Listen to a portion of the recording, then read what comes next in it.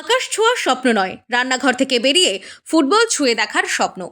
দক্ষিণ চব্বিশ পরগনার প্রত্যন্ত সুন্দরবন লাগোয়া বাসন্তীর রানীগড় গ্রামে এক অনন্য দৃশ্যের সাক্ষী থাকলো মানুষ। রান্নাঘর ও সংসারের চার দেওয়াল টপকে গ্রামের প্রান্তিক মহিলারা শাড়ি পরে ফুটবল খেলতে মাঠে নামলেন। খেলাধুলার এই আয়োজন শুধু বিনোদনের নয়, ছিল আত্মবিশ্বাস, অধিকার ও সামাজিক বদলের এক জোরালো বার্তা। গ্রামের বহু মহিলা যারা সারা দিন ঘরের কাজ, মাঠের কাজ ও পরিবার সামলান, ভগবতী, রাখি, ময়না, সুলেখা, নীলিমারা, তারা রবিবার প্রথমবার মাঠে নেমে নিজেদের শক্তি ও সক্ষমতার প্রকাশ করলেন। পায়ে ফুটবল নিয়ে দৌড়, গোলের লড়াই আর সতীর্থদের উৎসাহ, সব মিলিয়ে মাঠ জুড়ে ছিল এক উৎসবের আবহ। অনেকেই জীবনে কখনো খেলাধুলোর সুযোগ পাননি, অথচ তারা সাহসের সঙ্গে মাঠে নেমে পড়েন। স্থানীয় সামাজিক সংগঠনের উদ্যোগে এই ফুটবল ম্যাচের আয়োজন করা হয়। উদ্দেশ্য ছিল নারীদের শারীরিক ও মানসিকভাবে শক্তিশালী করা এবং তাদের নিজেদের প্রতি বিশ্বাস বাড়ানো। আয়োজক কমিটির রুমা সরকার বলেন, খেলাধুলোর মাধ্যমে নারীরা শুধু শরীর চর্চা নয়, দলগত কাজ, নেতৃত্ব ও আত্মনির্ভরতার পাঠও শিখছেন। মাঠে উপস্থিত দর্শকদের মধ্যেও দেখা যায় বিপুল উৎসাহ। গ্রামের পুরুষ, শিশু ও বয়স্কদের করতালিতে উৎসাহিত হন। অনেকের কাছেই এই দৃশ্য ছিল নতুন ও অনুপ্রেরণাদায়ক। ফুটবল খেলায় অংশগ্রহণকারী মহিলা তনিমা হালদার বলেন, আমরা সারা জীবন ঘরের কাজ করেছি, মাঠে খেলতে পেরে মনে হচ্ছে আমরাও পারি।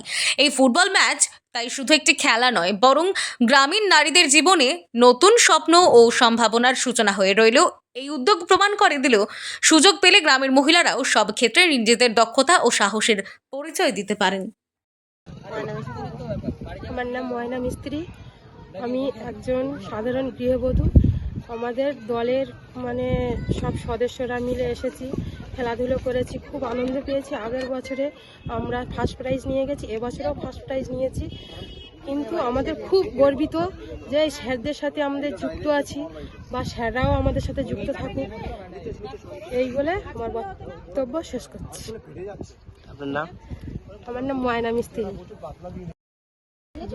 আজ যে সুন্দরবনে প্রত্যন্ত এলাকায় আপনারা যে ফুটবলে মাতলেন, এই প্রথম হয়তো না, কি জানি না, ঠিক আগেও খেলেছেন অনেকেই বলছে, কেমন লাগছে অনুভূতি? খুব সুন্দর লাগছে। আমরা যে এই প্রতি বছর আসতে পারি, এর জন্য সত্যি কথা যারা এই কাজগুলো করে তাদের অসংখ্য ধন্যবাদ, যে আমাদের এরকম একটা সুযোগ করে দেওয়ার জন্য। আমরা এটা প্রথম না, আমরা গত বছরও আমরা খেলেছিলাম, আমরা গত বছরও পুরস্কার নিয়ে গেছি, এবছরও আমরা খেলে জিতেছি, জিতে পুরস্কার নিয়ে যাচ্ছি। খুবই আনন্দিত আমরা। এইভাবে যেন বছর বছর চালিয়ে যেতে পারেন আপনারা, আর আমরা যেন এরকম সুযোগ পেতে পারি, এর জন্য অসংখ্য ধন্যবাদ আপনাদের। একদিকে রান্না করে, একদিকে পাই ফুটবল, হ্যাঁ, এটা একদম সত্যি কথা বলতে আমাদের তো কোনো প্র্যাকটিস করা হয় না। আমরা এই প্রথম একটাবার বছরে এসে এখানে খেলাটা করা হয়।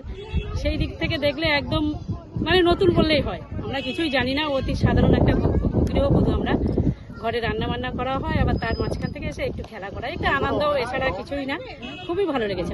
আপনার নাম আর কোথা থেকে? আমার নাম শিবানী মণ্ডল, আমি নফরগঞ্জ অঞ্চল থেকে এসেছি।